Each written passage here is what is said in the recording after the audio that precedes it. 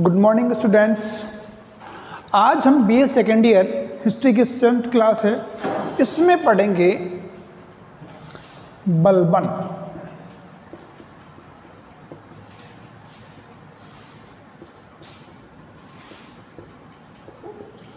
बलबन, ठीक है। अब बलबन के बारे में कल हमने चर्चा की थी कि बलबन ने जो सुल्तान के पद और गरिमा जो समाप्त हो गई थी उसको फिर से स्थापित करने के लिए उसने जो कदम उठाए, बर्नी के अनुसार वो कदम नाटकीय जरूर थे लेकिन उसका प्रभाव जरूर बना। बलबन ने, मैंने बताया था कल कि जो समस्याएं थी उसमें सबसे पहली समस्या थी सुल्तान के पद की गरिमा स्थापित करना। इसके लिए उसने क्या किया, सबसे पहले अपने आप को जिल्ले अल्लाह, ईश्वर का प्रतिबिंब यानी ईश्वर की छाया घोषित किया। दूसरा उसने कहा कि मैं नियामत एक खुदाई हूँ, ईश्वर का प्रतिनिधि हूँ। उसके बाद उसने कहा कि इस धरती पर सुल्तान का स्थान पैगंबर के बाद आता है, ठीक है। अगला उसने कहा कि सुल्तान ईश्वर के, जो सुल्तान के सभी कार्य हैं वो उस ईश्वर के द्वारा निर्देशित होते हैं। सुल्तान अपनी मन से कोई काम नहीं करता है, सारे काम किसकी गाइडलाइन से करता है, गॉड या ईश्वर की गाइडलाइन से सारे काम वह करता है। एक उसने कहा कि सुल्तान का पद और सुल्तान खुद ईश्वर की कृपा दृष्टि से बना हुआ है। कोई कितनी मेहनत कर ले सुल्तान का पद कभी समाप्त नहीं होगा, इसलिए कभी कोशिश भी मत करना सुल्तान को समाप्त करने की। इस प्रकार से मैंने बताया कि बलबन दिल्ली सल्तनत का पहला सुल्तान था जिसने राजत्व के दैवीय सिद्धांत को प्रकट किया। किसको? राजत्व के दैवीय सिद्धांत को स्थापित किया। दैवीय सिद्धांत को स्थापित किया। देखो दैवीय सिद्धांत क्या होता है? दैवीय सिद्धांत होता है जो शासक होता है उसको देवताओं के समक्ष या उनके समतुल्य स्थापित करना। तो ये था राजत्व का दैवीय सिद्धांत, अर्थात जो राजा का या सुल्तान का पद है वो ईश्वर की कृपा दृष्टि से बना हुआ है, ये उसने स्थापित किया था। अभी जैसे अपने जो राजत्व का कौन सा सिद्धांत है, न्यायिक सिद्धांत है, समानता, स्वतंत्रता, सबको इक्वलिटी दे रखी है, लेकिन यहाँ पर राजत्व का दैवीय सिद्धांत प्रतिपादित किया गया था। उसके बाद वो यही नहीं रुका, उसके बाद उसने और कदम उठाए। उसने क्या किया, बर्नी के अनुसार अपने आप को अफ्रेसियाब वंश का वंशज बताया। ये ईरानी वंश था अफ्रेसियाब। अब देखो कुछ किताबों में तो तुर्की लिखा हुआ मिलेगा, इसमें कुछ में ईरानी, जबकि एक्चुअल में ये कौन सा था, ईरानी था, ठीक है। अफ्रेसियाब वंश का वंशज बताया। देखो अफ्रेसियाब वंश था ईरान का और बहुत विशाल इसका साम्राज्य था और महान राजवंश था।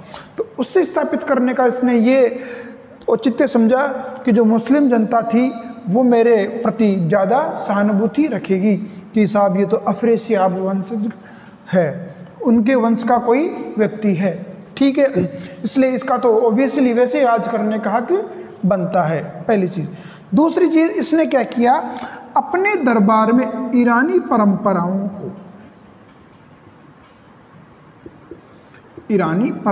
को शुरू कर दिया। किसे? ईरानी परंपराओं को। और हाँ, ये ईरानी है, इनको प्राचीन काल में फारस कहते हैं। ईरान को क्या कहते हैं? फारस। प्राचीन काल में फारस कहते थे, ठीक है। तो फारस का महान साम्राज्य था, ठीक।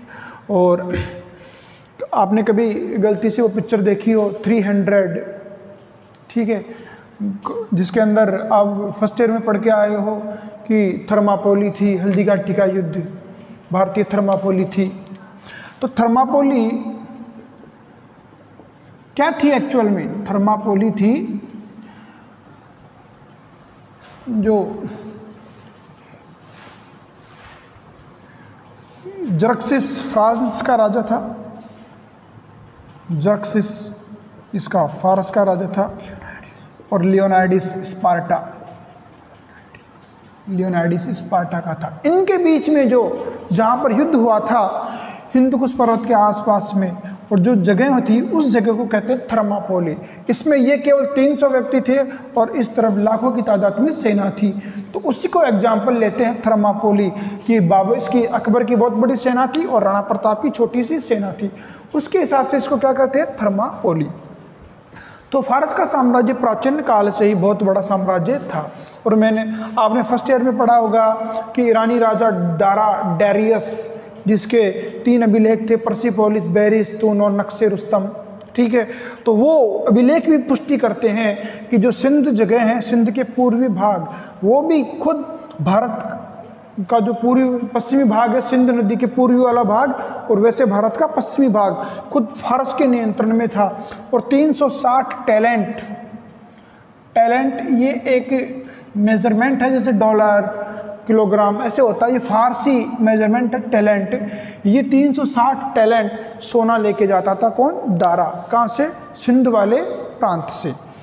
तो ये सब पुष्टि करते हैं कि फारस का प्राचीन काल से ही बहुत बड़ा साम्राज्य था। ये अफ्रीसियाब साम्राज्य भी उसी से संबंधित है। तो उसने ईरानी परंपराओं को सबसे पहले अपने दरबार में लागू किया, और उसमें है नौरोज का त्यौहार। नौरोज का त्यौहार, देखो नौरोज क्या होता है, new year, happy new year. किसका, जो मुस्लिम कैलेंडर है, हिजरी संवत, उस हिजरी संवत के तहत ये पहला दिन आता है नौरोज का। उसको मुसलमान क्या कहते हैं अपनी भाषा में, नव वर्ष।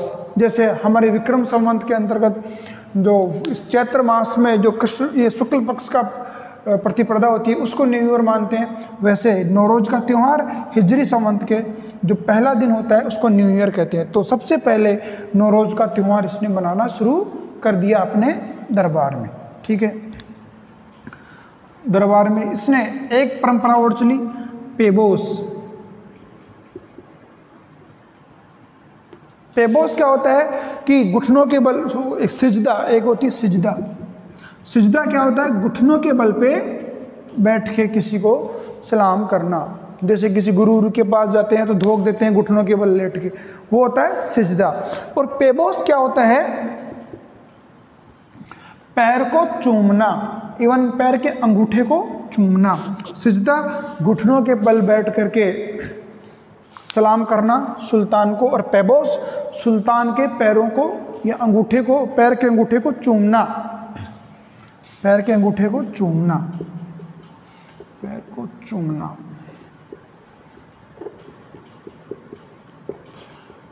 अब देखो ये सिस्टम इसने क्यों लागू किया, ये सिस्टम इसने इसलिए लागू किया इन दोनों को, क्योंकि ये अमीरों को दिखाना चाहता था कि आप कितने ही अमीर बन लो, कितने ही ताकतवर बन लो, लेकिन आप किसके नीचे हो, सुल्तान के नीचे।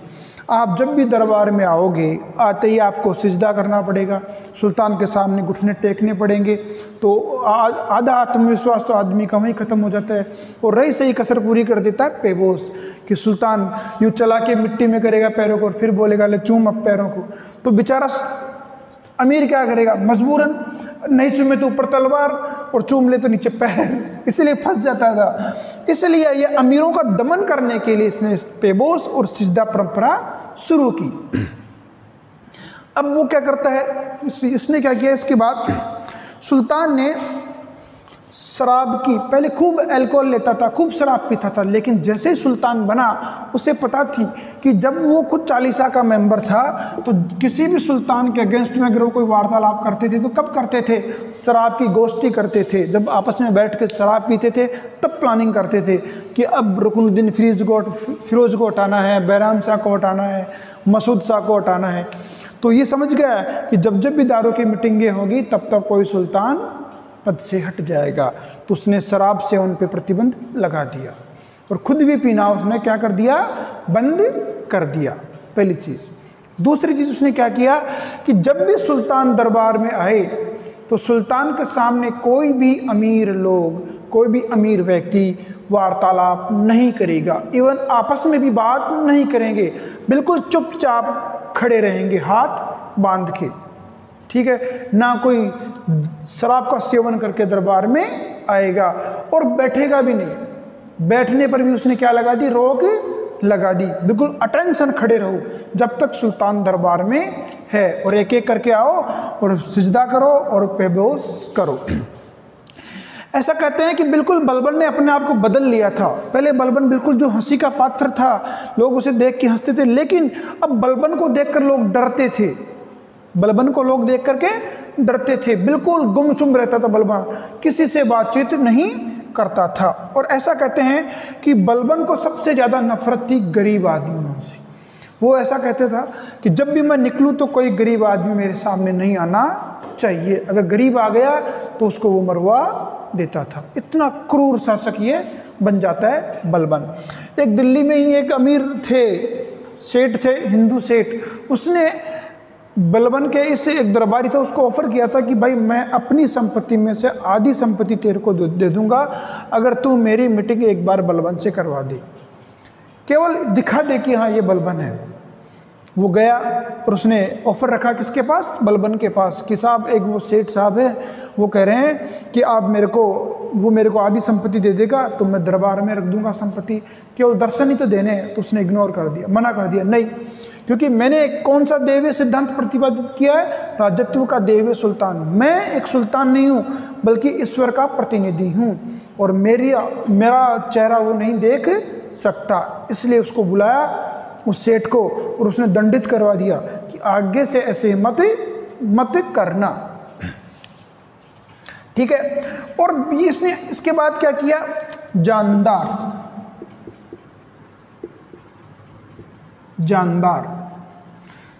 क्या होता है, ताकतवर, अंगरक्षक। जानदार का मतलब होता है अंगरक्षक, ठीक है। जानदार या अंगरक्षक नियुक्त किए, और कहाँ से बुलाए, अफ्रीका से, अफ्रीकी महाद्वीप से उसने उन लोगों को बुलाया। और बिल्कुल नंगी तलवारें और पूरे शरीर पे उनके, बिल्कुल काले लोग वो, और पूरे शरीर पे सरसों का तेल लगा हुआ, और मोटी मोटी आंखें, मोटे मोटे होठ, और वो किसी की भाषा भी नहीं समझते, केवल सुल्तान का इशारा ही वो समझते थे। जब भी सुल्तान निकलता था अंगरक्षकों से या जानदारों से घिरा रहता था, ताकि किसी की भी हिम्मत ना हो कि सुल्तान को देख सके या सुल्तान को कुछ कह सके, क्योंकि जब भी कोई आता तो वो अंगरक्षक ही उसे नष्ट कर देते थे, मार देते थे। तो इसने, बलबन ने अपना आतंक इतना तगड़ा स्थापित कर लिया, ठीक है। और तो उसने क्या किया, जो सेना थी उसको बिल्कुल कंटिन्यू रनअप रखता था, घुमाता रहता था, दौड़ाता रहता था। चलो आज शिकार पे चलते थे, शिकार पे जाता था बलबन तो पूरी सेना को लेके जाता था, अकेला नहीं जाता था, पूरी सेना को लेके, ताकि लोगों में भय बना रहे कि आज किसकी सामत आई है, आज कहाँ गए, पता चला ये तो हिरण मार के लाए, ठीक है।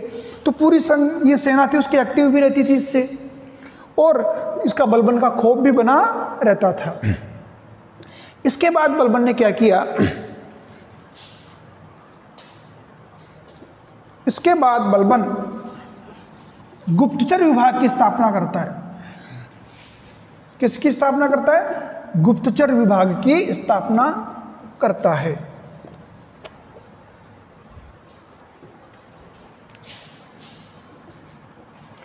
गुप्तचर विभाग की इसके बाद स्थापना करता है, जिसका नाम होता है दीवान-ए-बरीद, दीवान-ए-बरीद।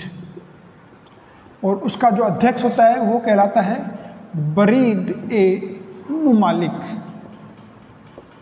मुमालिक का मतलब होता है प्रमुख, ठीक है।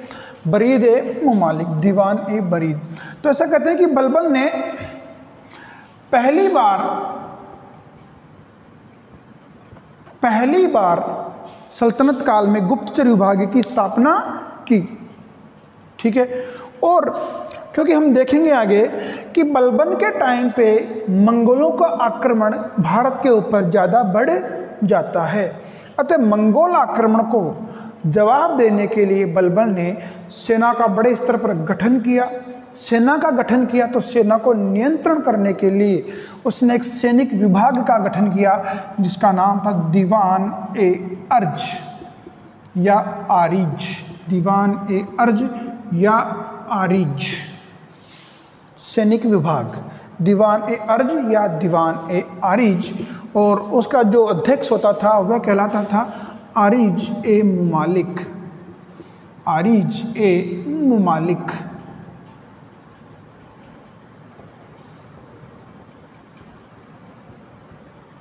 आरिज ए मुमालिक। तो सल्तनत काल में पहला व्यक्ति, पहला सुल्तान जिसने सैनिक विभाग और गुप्तचर विभाग का गठन किया कौन था? बलबन। ठीक है। अब कंपटीशन में एक कंटेंट पूछते हैं कि पहला आरिज ए मुमालिक कौन था? इमादुल मुल्क।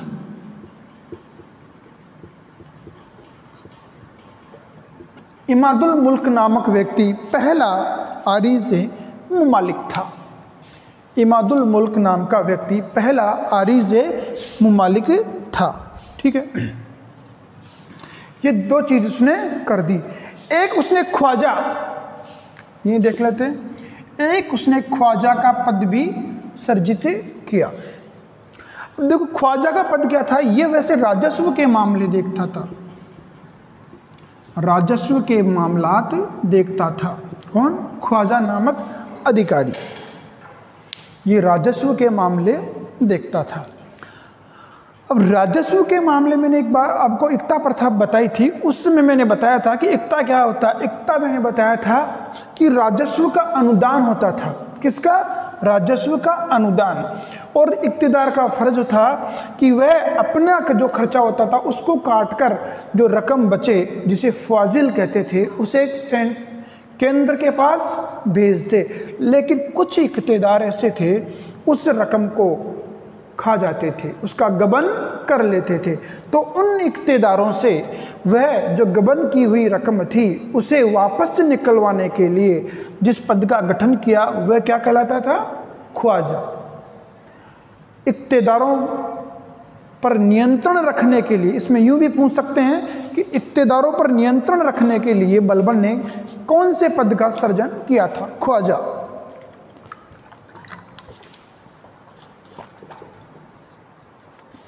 और यूं पूछे कि ख्वाजा का काम क्या था? राजस्व के मामलात देखना, इसके ख्वाजा के काम थे और इक्तेदारों पे नियंत्रण रखता था। ठीक है। इवन उनकी ये ऑडिट करता था एक हिसाब से। क्या करता था? ऑडिट। अच्छा साहब कितना खर्च किया, कितना आया, फाजिल में कितना भेजा, जबकि भेजना कितना चाहिए था, पूरा रिकॉर्ड किसको लाके देता था? ये इसे बलबन को देता था। ठीक है। ये सब हो गया। अब उसकी एक अगली चुनौती थी, हाँ इससे पहले मंगोल, हाँ मंगोल आक्रमण मैंने भी बताया कि इसके बलबन के टाइम पे बैक टू बैक मंगोल आक्रमण होते रहते हैं। तो ये इसकी तो मंगोल नीति में पढ़ेंगे, इसको तो सॉरी मंगोल नीति में पढ़ेंगे, इसकी मंगोल नीति आएगी बड़ी बलबन की। इसके बाद हम देखते हैं चालीसा। हाँ चालीसा का पतन। जैसा कि मैंने बताया था कि जो चालीसा था उसके जो अमीर थे, तुर्की अमीर लोग, वो हमेशा मनमर्जी करते रहते थे और विगत 30 वर्षों में उन्होंने सुल्तानों को कमज़ोर बनाए रखा और खुद को शक्तिशाली बनाए रखा। बर्नी के अनुसार बलबन ने चालीसा के पतन के लिए जिस नीति का अनुसरण किया उसे रक्त और लौह की नीति कहते हैं, ब्लड एंड आयरन, रक्त और लौह की नीति कहते हैं। या फिर उसे यूं कहे आम बोलचाल की भाषा में तलवार या विष की नीति भी उसे कहते हैं। रक्त या लौह की नीति या तलवार या विष की नीति कहते हैं। तो बर्नी कुछ एक एग्जाम्पल देता है, बर्नी कुछ एक एग्जाम्पल देता है। एक है शेर खान। शेर खान, अब देखो शेर खान था तो बलबन का चचेरा भाई। किसका? बलबन का चचेरा भाई। और इसकी पोस्टिंग कहाँ थी? उत्तर पश्चिमी सीमांत प्रांत पर। किसके टक्कर के लिए? मंगोलों के टक्कर के लिए। लेकिन ये शेर खान कुछ ज़्यादा ही पावरफुल हो गया था और बलबन को ये चुनौती देता हुआ नजर आ रहा था। तो इसलिए बलबन ने क्या किया, इस शेर खान का एक गुलाम था दास, उसको बुलाया और उसको कहा कि तू इस शेर खान को जहर दे दे। उसने शेर खान को जहर दे दिया और ये मर गया। ठीक है। उसके बाद एक और आता है मलिक बकबक। मलिक बकबक। ठीक है, ये उस समय अवध का गवर्नर था, ये भी चालीसा का मेंबर था। तो ये मलिक बकबक ने क्या किया, एक दिन शराब के नशे में अपने एक गुलाम को पीट के मार दिया। किसने? मलिक बकबक ने। अब मलिक बकबक ने पीट के मार दिया तो मौका मिल गया किसे? इसे बलबन को। उसने उसका अपमान करने के लिए मलिक बकबक को भरे दरबार में पीठ के ऊपर 40 कोड़े मरवाए। अब ये पावरफुल सरदार था, तुर्की अमीर था, अब 40 कोड़े इसके पीठ पे लगे तो इस शर्मिंदा हो गया और इसने क्या कर लिया? सुसाइड कर लिया। ठीक है। एक आता है हेबत खान।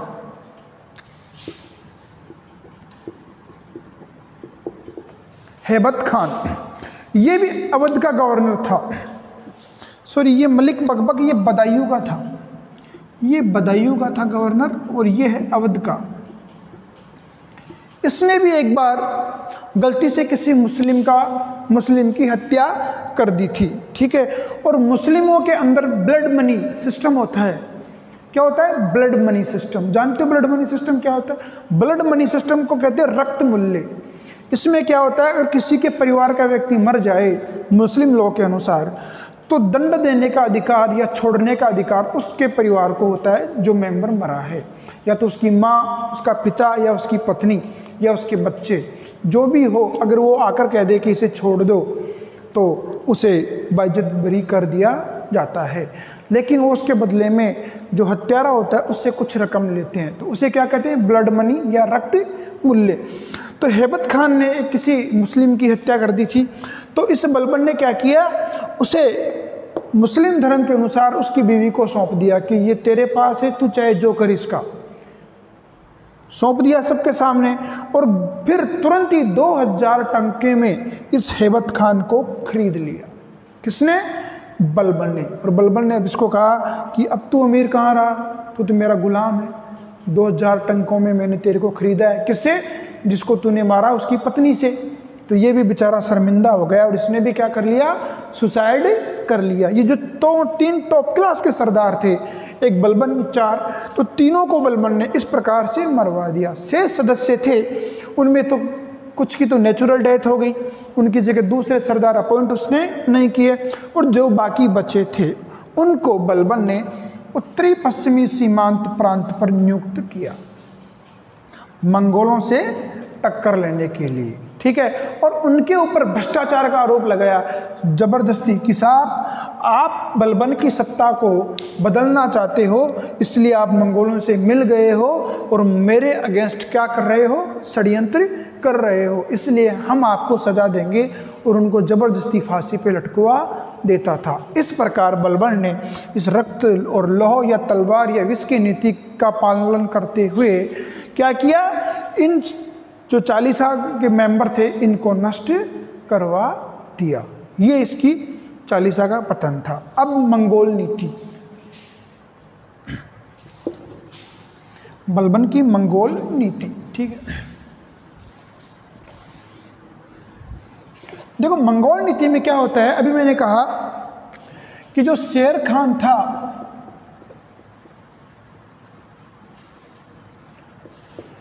जो शेर खान था वह कहाँ का गवर्नर था? उत्तरी पश्चिमी सीमांत प्रांत का गवर्नर था। ठीक है। और उस समय मंगोलों का नेता था तिमूर खान। अब देखो मंगोल 1280 आते आते लगभग पूरी मध्य एशिया पर और अफगानिस्तान पर कब्जा कर चुके थे, मध्य एशिया और अफगानिस्तान पर। ठीक है। अब केवल भारतीय एक ऐसी जगह थी जो मंगोलों की पहुंच से दूर थी, इसलिए अब मंगोल क्या करते हैं, जिनका नेता कौन है? तिमूर खान। ठीक है। ये क्या करते हैं? अब भारत के ऊपर बैक टू बैक अटैक करते हैं। ठीक है। क्योंकि इससे पहले तो उत्तरी पश्चिमी सीमांत प्रांत पे शेर खान था जो एक शक्तिशाली सरदार था, क्यों इसका पतन हो गया। अतः शेर खान की मृत्यु के बाद बलबन ने उत्तरी पश्चिमी सीमांत प्रांत को 2 भागों में बांट दिया। 2 भागों में बांट दिया। पहला भाग था देपालपुर या दीपालपुर, इसके अंदर इसने रखा सिंध, मुल्तान व लाहौर को, सिंध, मुल्तान व लाहौर को। और दूसरा भाग इसने रखा समन और सुमाना, दूसरा रखा उन्होंने सुनम और समाना, सुनम और समाना, दो भागों में बांट दिया। जो देपालपुर था इसका गवर्नर इसने बनाया अपने बड़े बेटे मोहम्मद खान को, मोहम्मद खान को। अब यहाँ पे कंटेंट बनता है कि जो अमीर खुसरो था वह सबसे पहले किसके दरबार में नियुक्त हुआ था, या अमीर खुसरो को सबसे पहले किसने शरण दी थी? मोहम्मद खान ने, यहीं पे दी थी भाई देपालपुर में। अमीर खुसरो को सबसे पहले मोहम्मद खान ने ही शरण दी थी। एक तो अमीर खुसरो को एक अमीर हसन दहलवी है, नाम सुना होगा, अमीर हसन दहलवी। इन दो व्यक्ति थे, ये दो विद्वान थे जिनको मोहम्मद खान ने शरण दी थी। ठीक है। और ये सुनम और समाना है, ये अपने छोटे बेटे बुगरा खान, कौन? बुगरा खान, इसके नियंत्रण में इसने रखी, बुगरा खान के नियंत्रण में इसने रखी। ठीक है। अब देखो यहां पे क्या होता है, और बड़े स्तर पर जो उत्तर पश्चिमी सीमांत प्रांत था वहां पर बड़े स्तर पर किलों का निर्माण करवाता है, किलों का निर्माण करवाता है, और वहां पर शक्तिशाली सेना रखता है, सेना रखता है, ताकि अगर मंगोलों का अटैक भी हो तो उन किलों के अंदर जो शरण लिए हुए सेना है वो सेना ही उनका मुकाबला कर ले और उनको भारत में प्रवेश ही नहीं करने दे। ये इसकी पॉलिसी थी। और मंगोल आक्रमण के कारण ही इसने